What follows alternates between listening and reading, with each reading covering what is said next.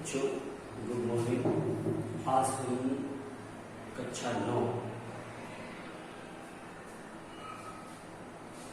का विषय विज्ञान और लेसन 8 गति का अध्ययन करेंगे।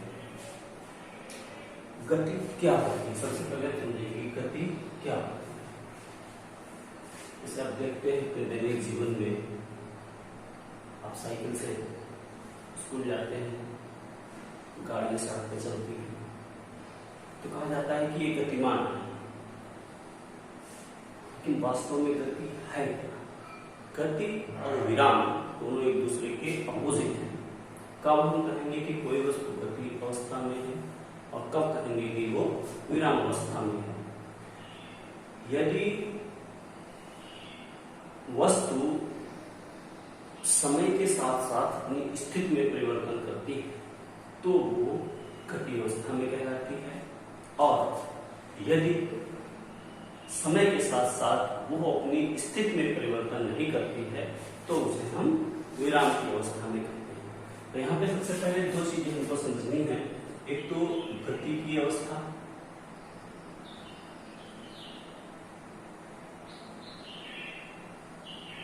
गति की अवस्था, और दूसरा जो होता है विराम की अवस्था।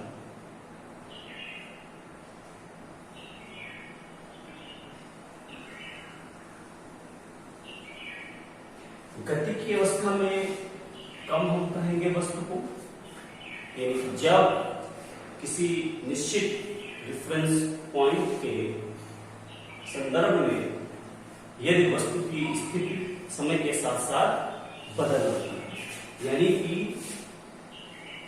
समय के साथ स्थिति में परिवर्तन होता है। समय के साथ साथ वस्तु की स्थिति में परिवर्तन, वस्तु की स्थिति में परिवर्तन गति कहलाता है। में परिवर्तन गति कहलाता है। दूसरी चीज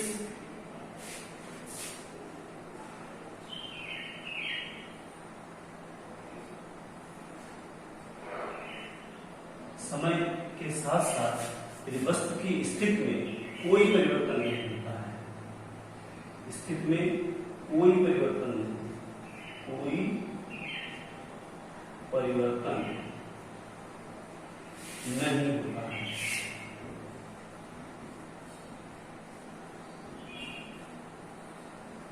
होता है।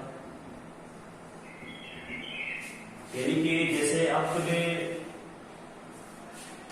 कोई चीज रख ली, मान लीजिए डस्टर कहीं पे हमने रख दिया है, आज जहां पे रखा है कल भी वहीं पे रखा है, यानी कि टाइम पास हो गया, एक दिन के बाद भी वहीं पे रखा है, यानी टाइम तो गुजरा लेकिन इसकी स्थिति में जो है कोई परिवर्तन नहीं हुआ, यानी कि ये किस अवस्था में था? विराम की अवस्था में।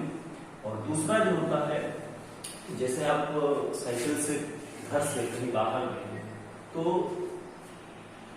समय के साथ साथ आपकी स्थिति भी बदली, यानी कि मान लीजिए 10 मिनट में आप एक जगह से दूसरी जगह पर पहुंचे, तो उस अवस्था को हम कहेंगे गति की अवस्था। समय के साथ साथ स्थिति में परिवर्तन गति की अवस्था कहलाता है, और समय के साथ साथ वस्तु की स्थिति में कोई परिवर्तन नहीं होता है तो उसको हम गति की अवस्था कहेंगे। एग्जाम्पल भी आप दे सकते हैं, जैसे मेज पर रखी पुस्तक,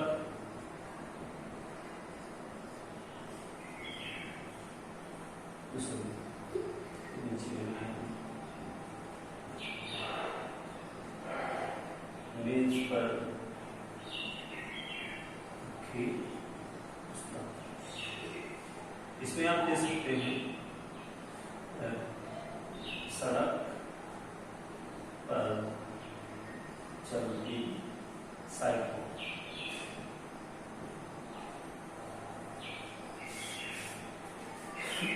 इसके बाद हम सुनेंगे कि गति की सापेक्षता, गति की सापेक्षता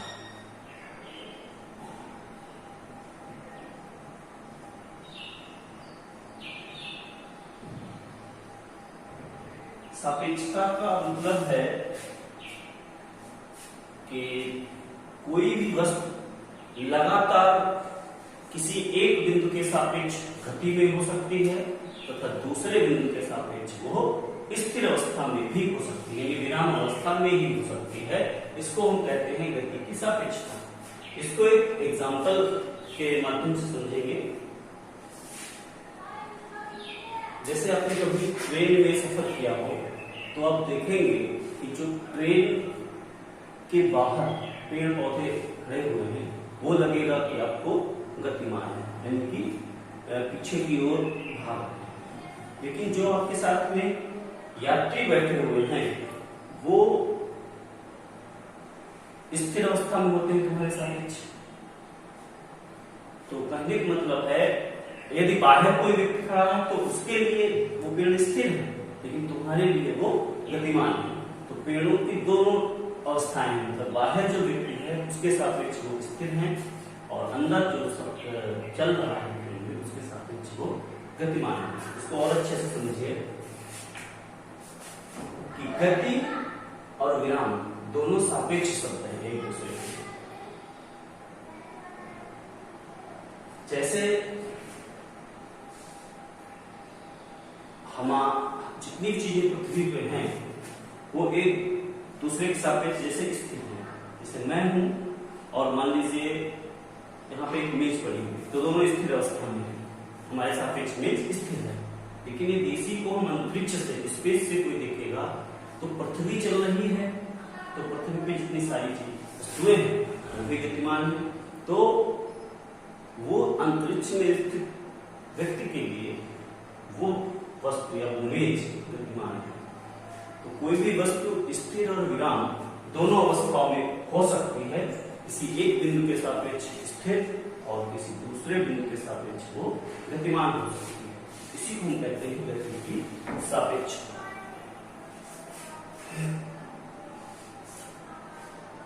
गति के प्रकार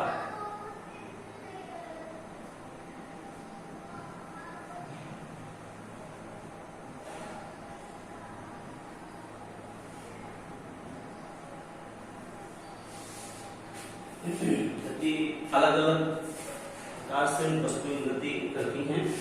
जैसे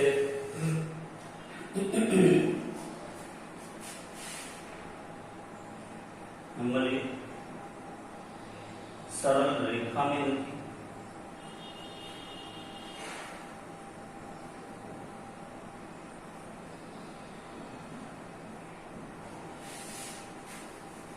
जैसे कोई वस्तु एक सीधी रेखा में गति कर रही है, मान लीजिए आप साइकिल से या एक सीधी सड़क पे गति कर रहे हैं तो उसको हम सरल रेखा में गति कहेंगे और आपकी स्थिति में परिवर्तन हो रहा है।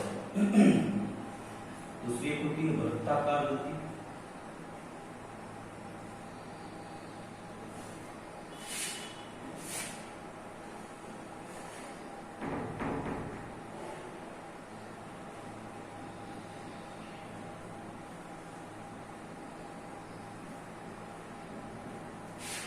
जैसे फैन गोल गोल घूम रहा है, सर्कुलर, यानी कि जब कोई वस्तु या जब कोई कण किसी एक वृत्त पर वृत्तीय पथ पर गति करता है तो उसकी गति को हम वृत्ताकार गति कहते हैं। और नंबर 3 हो सकती है दोलनीय गति।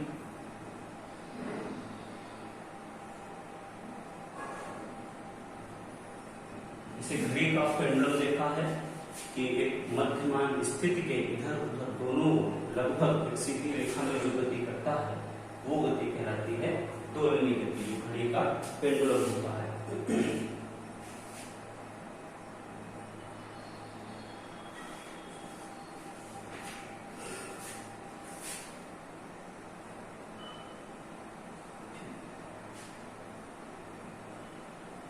कंपन गति भी होती है।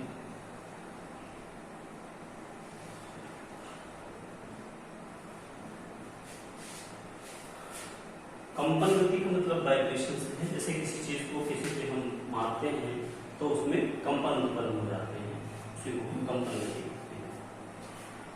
इसके बाद जो अगला टॉपिक है वो है भौतिक राशियां कितने प्रकार की होती हैं। भौतिक राशियां दो प्रकार की होती हैं, सदिश राशियां और अदिश राशियां, उनके बारे में हम समझेंगे।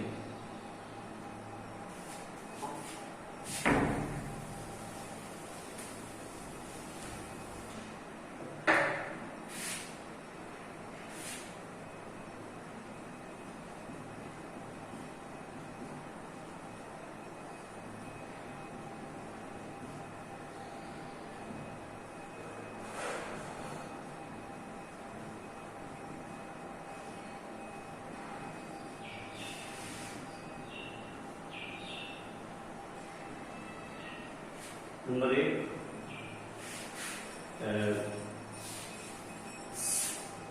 सदिश राशियां।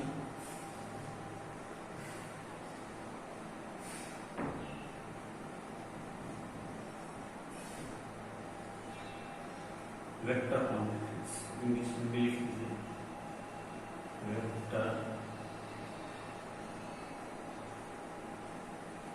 क्वांटिटीज।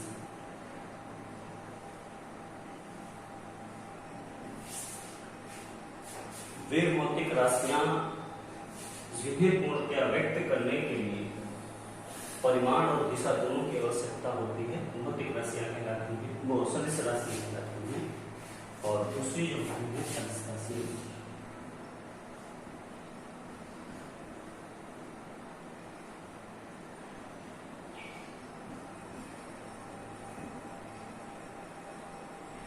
Scalar quantities.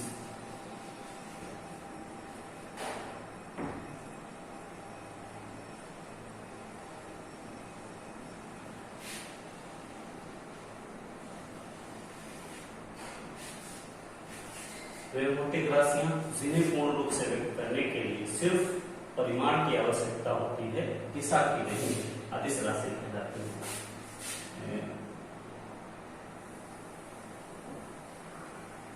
इन्हें व्यक्त करने के लिए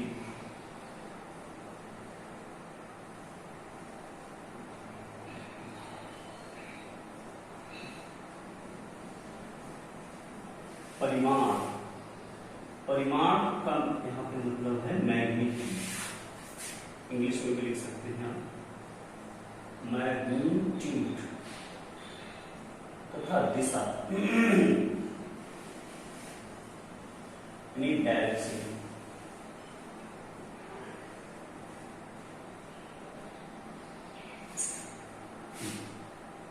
दोनों की आवश्यकता होती है।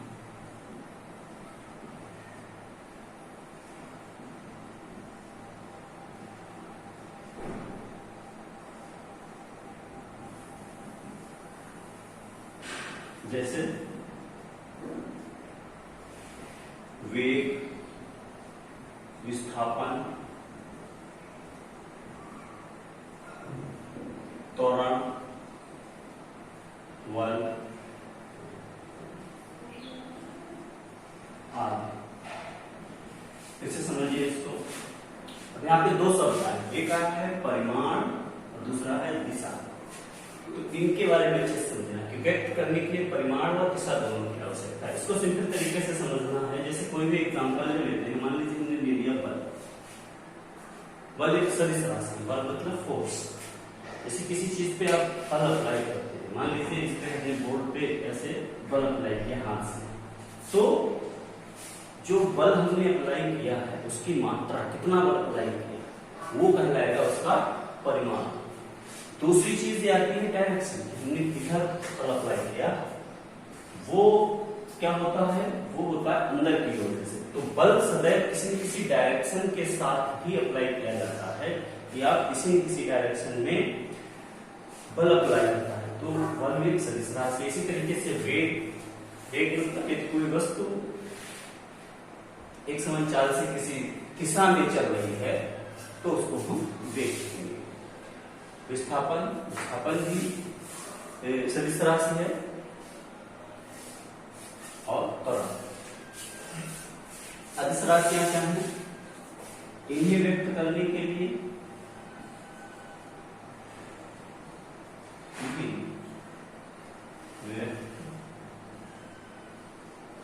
करने के लिए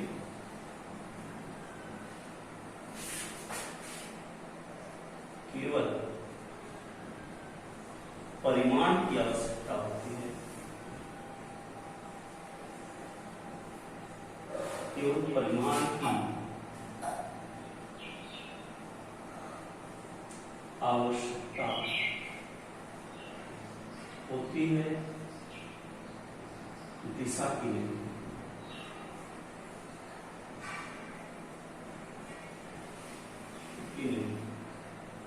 कैसे? दूरी, चाल, समय, ताप आदि। जैसे ताप, टेम्परेचर मान लीजिए कि हमारे आसपास का टेम्परेचर आज मान लीजिए 30 डिग्री सेल्सियस है, तो 30 डिग्री सेल्सियस ये क्या है? ये उसका है परिमाण। अब किस दिशा में है 30 डिग्री सेल्सियस, इसकी कोई आवश्यकता नहीं कि नॉर्थ में है, ईस्ट में है, साउथ में है, इसकी कोई आवश्यकता नहीं।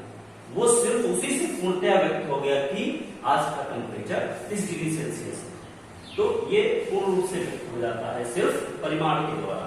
समय, एक टाइम आप बता दें कि क्या टाइम है, मान लीजिए 7 बजे, तो यहाँ ये बताने की जरूरत नहीं कि उसकी डायरेक्शन क्या है, कि किस दिशा में स्टार्ट करता है। तो ये सारी राशियां 40 किलोमीटर प्रति घंटा, 20 किलोमीटर प्रति घंटा, ये सारे परिमाण के द्वारा ही राशियां व्यक्त की जा सकती हैं।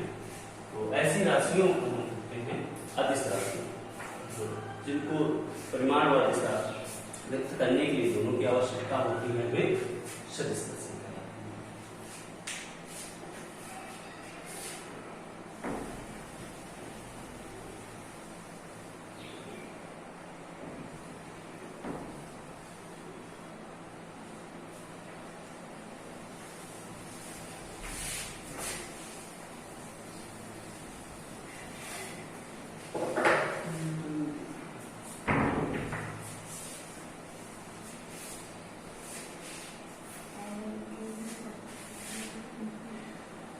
इसके बाद हम समझेंगे कि दूरी और विस्थापन, कुछ गति संबंधी तथ्य हैं, उनको समझेंगे अच्छे से। सबसे पहले आता है दूरी।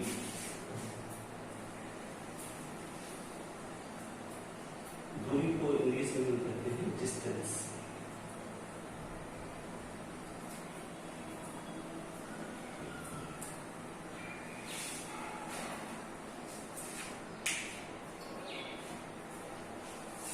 दूरी और दूसरा जो इसका जोड़ीदार है वो है विस्थापन।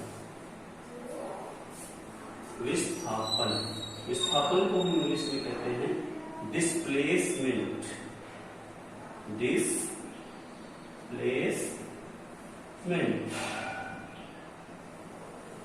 दूरी क्या है? किसी वस्तु द्वारा तय किए गए मार्ग की लंबाई। जैसे कोई भी वस्तु, मान लीजिए आप घर से स्कूल तक गए, तो अलग जगह पे टर्न आपने किया होगा, कहीं बैक में आए होंगे, कहीं फॉरवर्ड गए होंगे, तो जितना रास्ता आपने तय किया है उस रास्ते की लंबाई क्या कहलाती है? दूरी। विस्थापन क्या है? विस्थापन है किसी वस्तु द्वारा किसी वस्तु की प्रारंभिक और अंतिम स्थितियों के अंतर को विस्थापन करते हैं। ये अदिश राशि है दूरी, और विस्थापन एक सदिश राशि है। इसे इसको लिखेंगे। दूरी क्या है? वस्तु द्वारा तय किए गए मार्ग की लंबाई,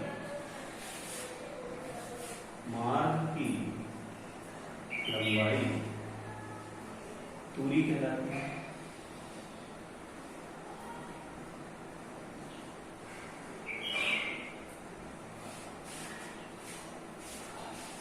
यह अदिश राशि है। कौन सी है? अदिश राशि है। और इसका मात्रक मीटर, इसका मात्रक मीटर। दूरी को हम किस में नापेंगे? मीटर। मात्रक याद रखिए सारी भौतिक राशियों के मीटर है। विस्थापन क्या है? विस्थापन है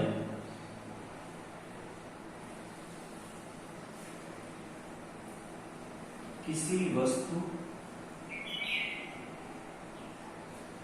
की प्रारंभिक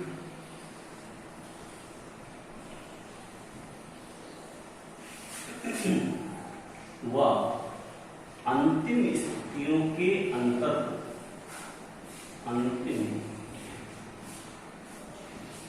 स्थितियों के अंतर को विस्थापन कहते हैं।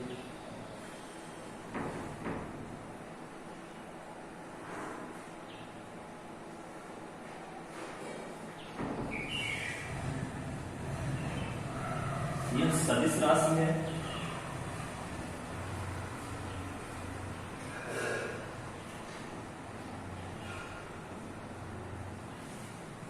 इसका मात्रक मीटर।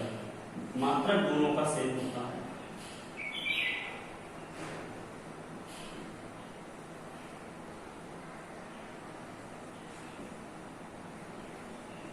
इसको एक एग्जांपल के द्वारा समझते हैं। जैसे मान लीजिए कोई उदाहरण से समझिए, कोई वस्तु पहले ए पॉइंट से चल करके बी में पहुंचती है और फिर बी से चल करके सी पॉइंट में पहुंचती है। यहां इसने मान लीजिए दूरी तय किया है 3 किलोमीटर और फिर यहाँ पे इसने दूरी कर दिया है बी से सी तक दूरी तय किया इसने 4 किलोमीटर। तो हमारी जो वस्तु थी पहले ए से बी पे गई और फिर बी से सी पे गई। अब इस केस में कितना दूरी इसने तय किया है और कितना विस्थापन तय किया। तो देखिए इस केस में इसकी दूरी हम निकालेंगे। दूरी सीधे रास्ता कितना तय किया, रास्ता यानी ए से बी, बी से सी, तो दूरी हो जाएगी A B plus B C, यानी कि 3 प्लस 4, तो दूरी कितनी आ गई? 5 किलोमीटर। दूरी उसने कितनी तय की? 5 किलोमीटर। अब हम बात करेंगे विस्थापन की। विस्थापन कितना उसने तय किया? विस्थापन दूरी क्या थी? तय किए गए मार्ग की लंबाई, तो रास्ता था ए से बी और बी से सी, दूरी हो गई। विस्थापन क्या है? प्रारंभिक व अंतिम स्थितियों के अंतर को, यानी प्रारंभिक स्थिति क्या थी इसकी? ए, और अंतिम स्थिति क्या थी? सी। इन दोनों के अंतर या कह सकते हैं प्रारंभिक और अंतिम स्थिति के बीच की न्यूनतम दूरी। तो न्यूनतम दूरी क्या है? ए सी के बीच की न्यूनतम दूरी है ये। न्यूनतम दूरी है ए सी। अब यहां पे हम ये नहीं देखेंगे कि किधर गया है, इनके बीच की जो न्यूनतम दूरी या इनके बीच का जो डिफरेंस है उसको हम देखेंगे और विस्थापन किसके बराबर होगा? ए सी के बराबर। ए सी हम निकाल सकते हैं पाइथागोरस प्रमेय से। ये आ जाएगा सीधे under root 4 square plus 3 square 16 plus 9 16 plus 9 25। तो विस्थापन कितना इसका हुआ? 5 किलोमीटर। विस्थापन 5 किलोमीटर। यहां देख रहे हैं कि दूरी 7 दूरी जो है वस्तु के द्वारा तय की गई वो कितनी है? 7 किलोमीटर 3 प्लस 4, लेकिन जो वस्तु का विस्थापन है वो है 5 किलोमीटर। तो यहाँ से एक चीज और पता चलती है कि दूरी विस्थापन से ज्यादा हो सकती है। विस्थापन 0 भी हो सकता है। जैसे एक और एग्जांपल के द्वारा समझते हैं कि ये एक पहला एग्जांपल था।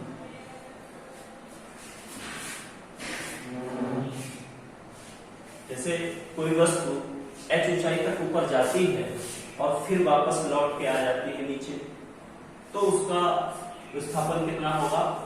0 होगा। इसको मैं लिखा बता देता हूं। दूसरा एग्जांपल है कि कोई वस्तु है, वो नीचे से आप फेंकते हैं उसको, h ऊंचाई तक गई और फिर वापस आ गई नीचे वहीं पे, फिर h आई, तो इस केस में इसकी दूरी कितनी हो जाएगी? दूरी इस केस में होगी 2h। विस्थापन कितना होगा? क्योंकि वस्तु जहां से चली थी फिर वहीं पे आ गई, यानी कि कोई भी विस्थापन नहीं हुआ है, उसका विस्थापन कितना है? 0। एक और एग्जांपल इसमें समझ लीजिए। यदि कोई वस्तु मान लीजिए सर्कुलर मोशन कर रहा है, जैसे इस तरीके से,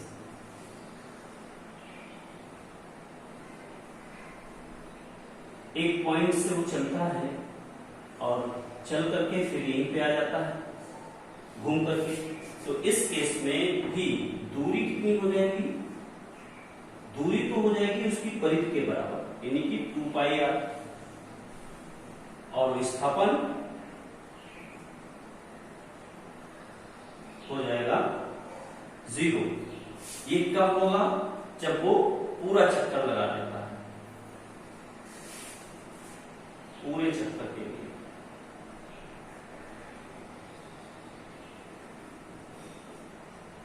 और यदि मान लीजिए वो आधा चक्कर लगाता है, ए से चला और बी पे पहुंच गया आधे चक्कर के लिए,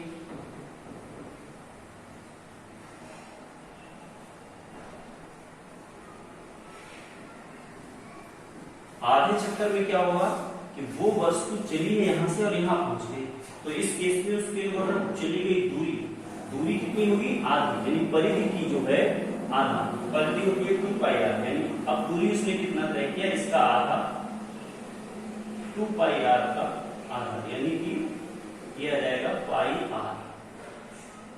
r क्या है? r है इसकी त्रिज्या। अब विस्थापन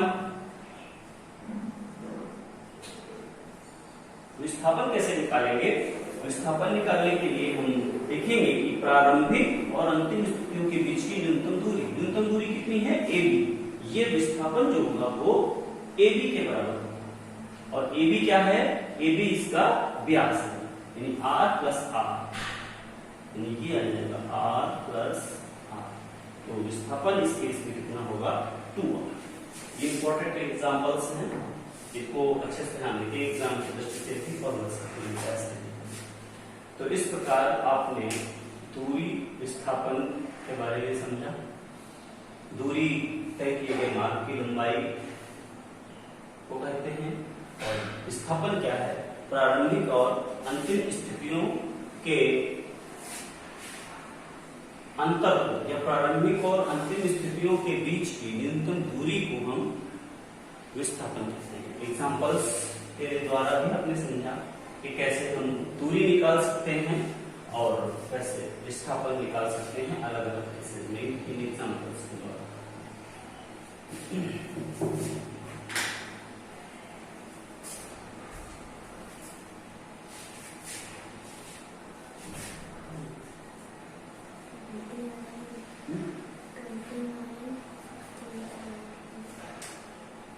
इसके बाद आता है एक समान गति और असमान गति।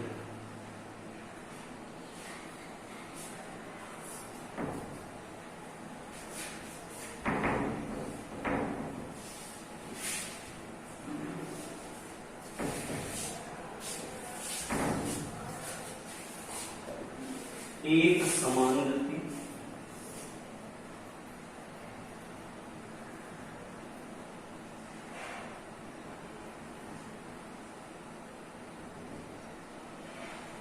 और दूसरा है असमान गति।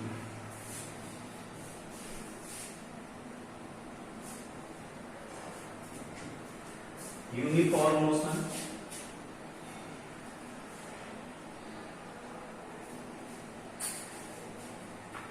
और नॉन यूनिफॉर्म मोशन।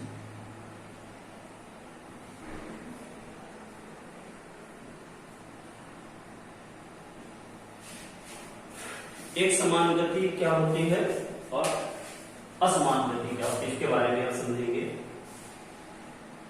जब कोई वस्तु समान समयांतराल में समान दूरियां तय करती है तो उसकी गति को हम एक समान गति कहते हैं। और जब कोई वस्तु समान समयांतराल में भिन्न भिन्न दूरियां तय करती है तो उसको हम असमान गति कहते हैं। एक एग्जांपल के द्वारा इसको समझिए।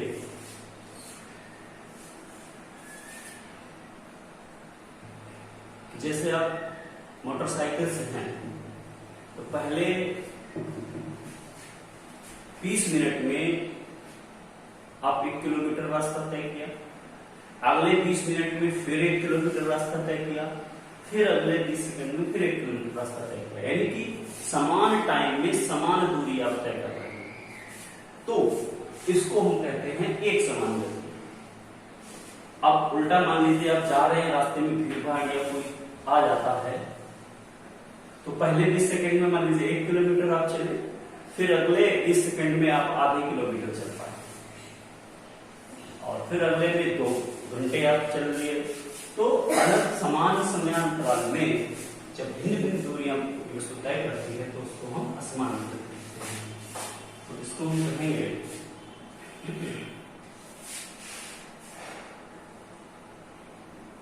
यदि वस्तु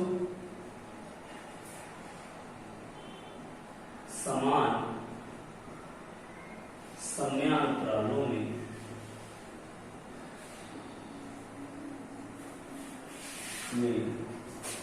समान दूरियां तय करती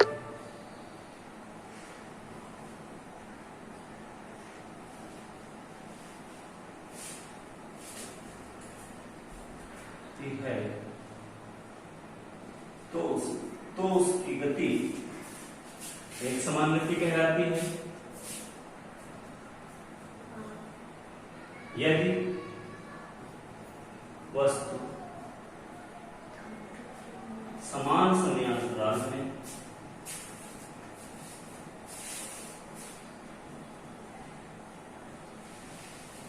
भिन्न भिन्न दूरियां तय करती है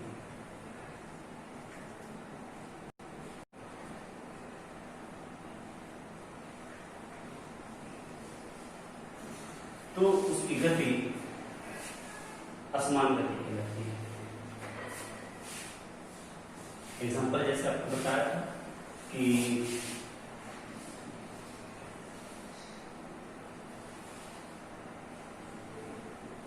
पहले 1 घंटे में मान लीजिए वो चलता है 10 किलोमीटर, दूसरे घंटे में भी 10 किलोमीटर और तीसरे घंटे में भी वो 10 किलोमीटर, तो ये कहलाएगा एक समान गति। और यदि